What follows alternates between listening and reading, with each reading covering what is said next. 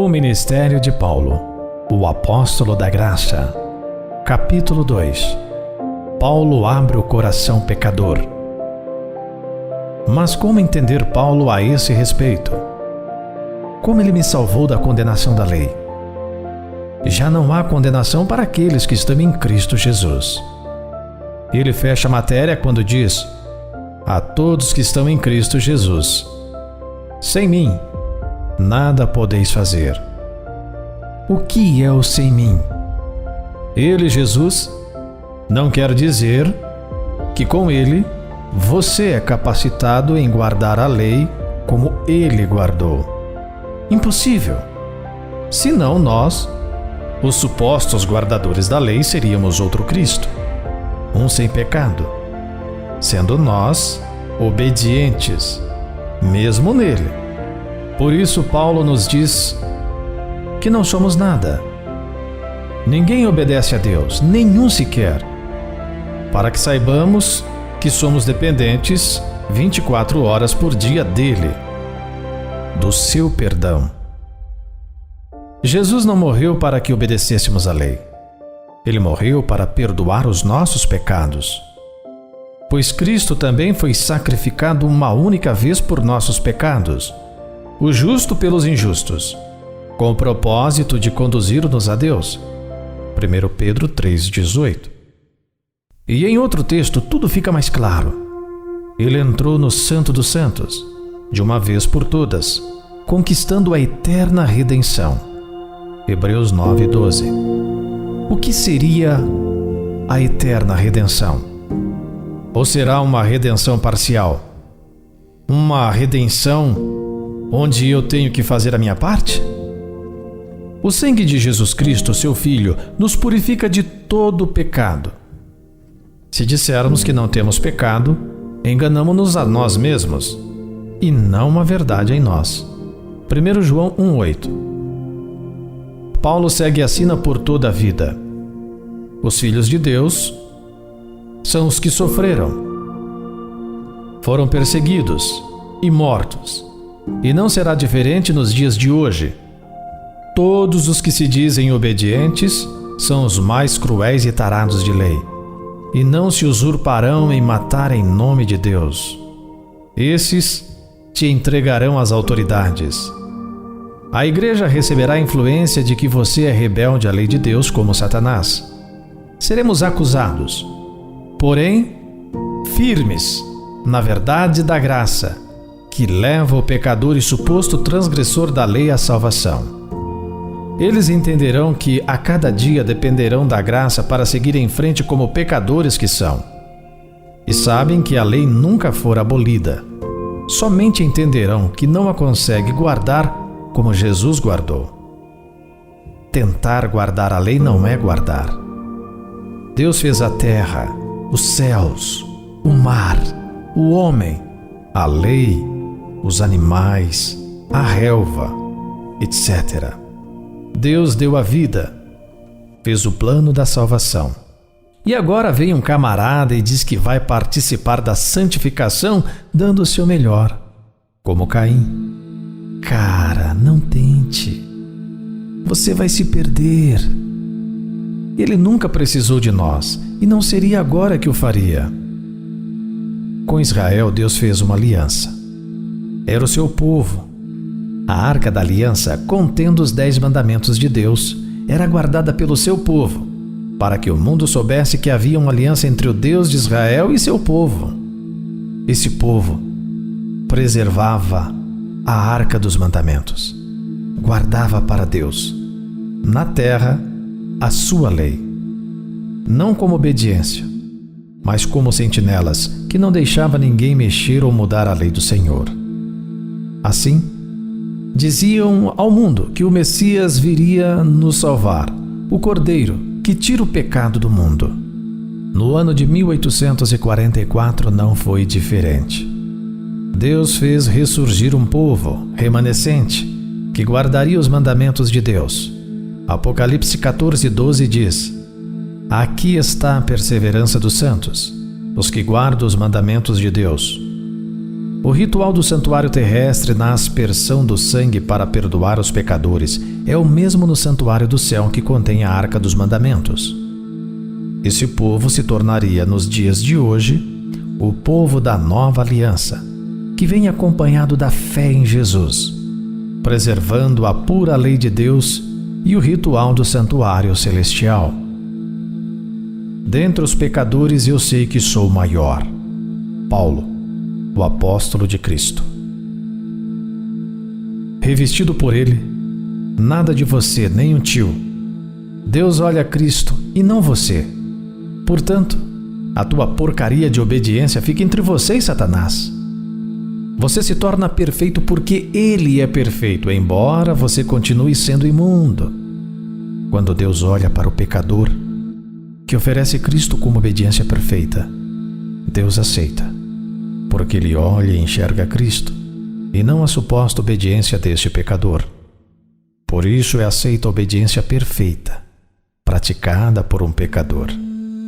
Por quê? Porque Deus olha a ele, e não sua suposta obediência. Paulo deixa claro que somos a pior coisa para Deus, e Jesus é a melhor e única oportunidade em nossa vida. As pessoas confundem permanência com obediência. Quando você se olha, nada lhe resta a não ser perdição.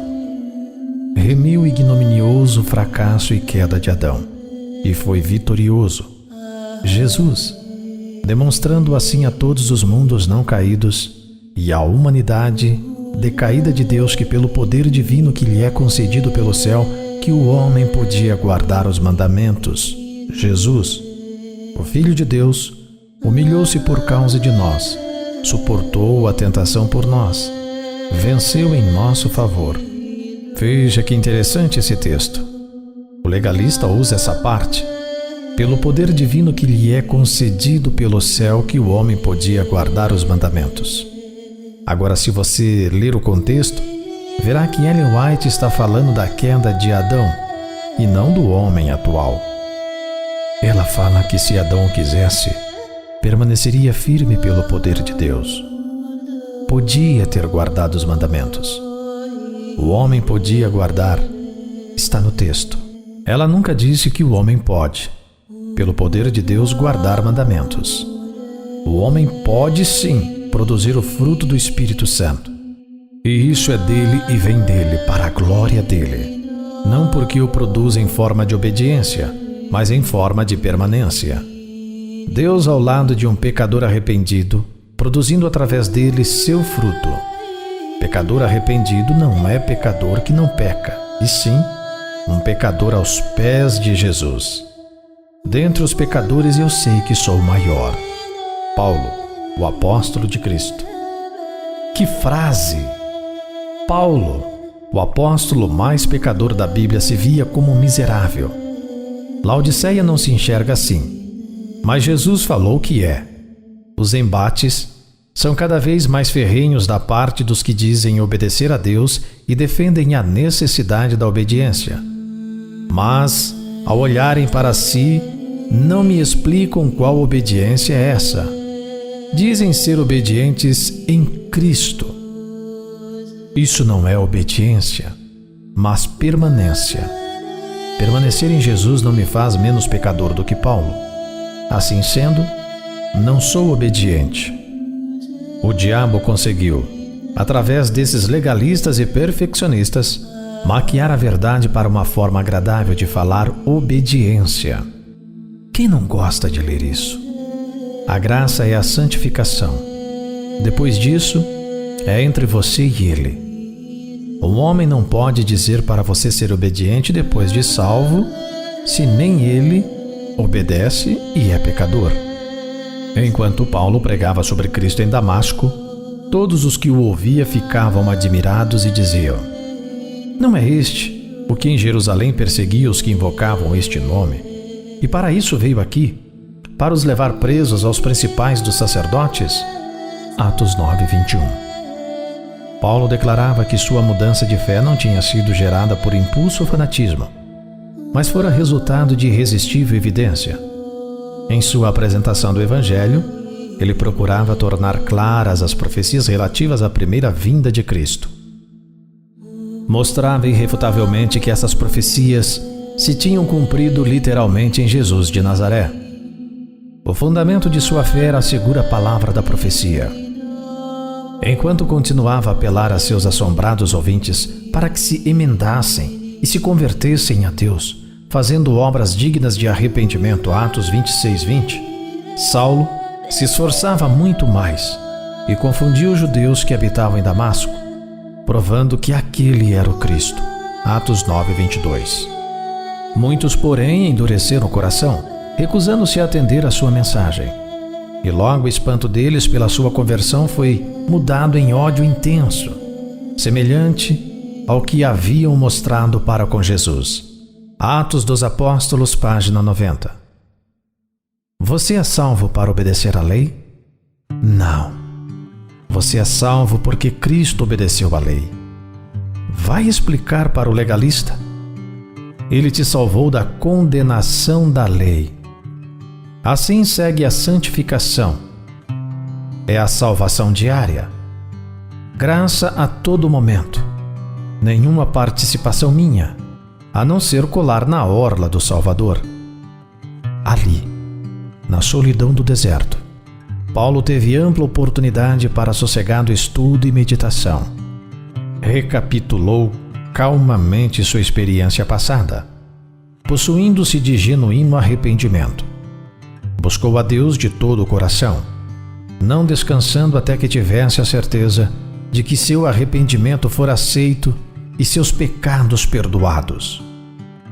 Anelava a certeza de que Jesus estaria com ele em seu ministério futuro.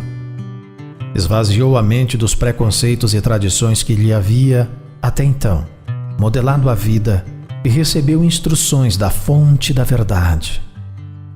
Jesus comungou com ele e confirmou-o na fé, conferindo-lhe uma rica medida de sabedoria e graça. Atos dos Apóstolos, página 86. Eu recebo todo o bem que não mereço, porque alguém recebeu todo o mal que não mereceu. Ele tomou o meu pecado, e eu tomei a sua justiça. Isso é santificação. O apóstolo Paulo foi cuidado e abençoado por Jesus nos anos que teve de desaparecer. Foram muitos anos para ser preparado. Muitas vezes, as pessoas não conseguem entender a pregação da loucura da graça. Nem o sábado guardamos direito, e alguns dizem que guardam a lei. Ele não cometeu pecado, e eu não cometi justiça. A proposta do Senhor é tão simples que quem poderá subsistir a tamanha bondade, tamanho amor? É quase impossível entender. E por isso, o ser humano quer participar do plano dele. Entenda, o plano é dele. Eu e você não temos nada com isso. Nem para nascer você pediu. Em Jesus, Deus me trata como a melhor pessoa do mundo. Hoje, uma moça me disse que ela não guarda a lei, mas tenta. E ninguém vai tirar isso dela. Ela agrada a Deus tentando. Infelizmente, é o pensamento de muitos.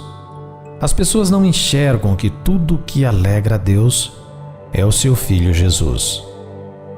Estando nele, e somente nele, nada contra a lei, mas tudo a favor dele, Deus se apaixona por nós pecadores em Cristo.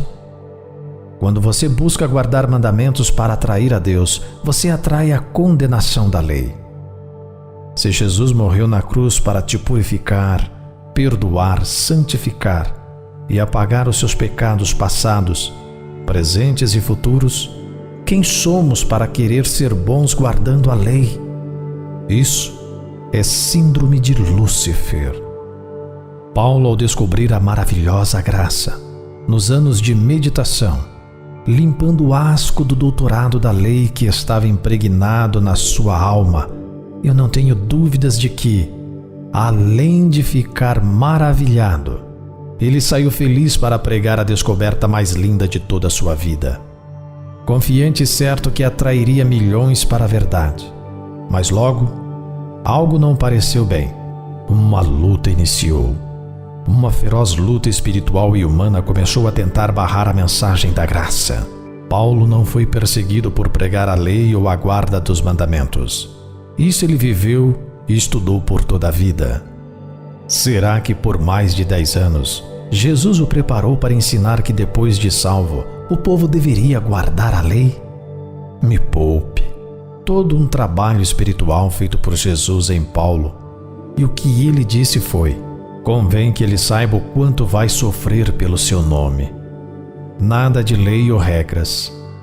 Jesus foi oposto às regras e leis. Ele viveu e pregou o amor cumprindo-as na prática. Paulo entendeu. Para cair de algum lugar, esse lugar tem que ser alto. Cair da graça é cair de um lugar muito alto. Ninguém cai da lei. Isso é muito lindo. A graça sempre acima de tudo e de todos, um presente merecido. No livro de Êxodo, capítulo 19, o povo disse a Moisés: tudo que o Senhor falar, nós obedeceremos. No capítulo 20, eles construíram um bezerro de ouro. Por que falaram isso? Foi orgulho, legalismo sem ter a lei. Podiam ter se curvado e dito a Moisés: Deus nos trouxe até aqui pela graça bendita, que continuemos assim. Só que não. Isso se chama petulância. Então, Deus deu os mandamentos e concluiu: se transgredirem um, serão culpados de todos. Essa é a maldição da lei, na qual Jesus veio nos livrar. Não pode ser tão difícil entender. Quanto mais lei eu levar as pessoas, mais as levarei ao fundo do poço. Quanto mais Jesus eu levar a elas, mais encontrarão a paz e salvação. O diabo quer que a lei volte e quer que você aguarde. Sendo ele o acusador, será um prato cheio para você ser condenado e ele conseguir exterminar muitas criaturas de Deus. Paulo descobriu tudo isso. Sua mente se abriu. Ele entendeu o mistério da fé e da salvação. Esse homem encontrou as maiores dificuldades já encontradas na face da terra. Só Jesus havia sofrido tanto. O que pregavam? A graça, é claro, toda sorte de mal, mentiras, crueldades, foram-lhe atribuídos. Mas ele sabia o que Jesus havia dito. Sua paciência era desenvolvida a cada dia. Sua fé era acrescida pelo amor do Senhor por ele. Seu amor pelo povo era divino, e sua vida era exigida para salvar. E assim, ele prosseguiu. Continua no capítulo 3.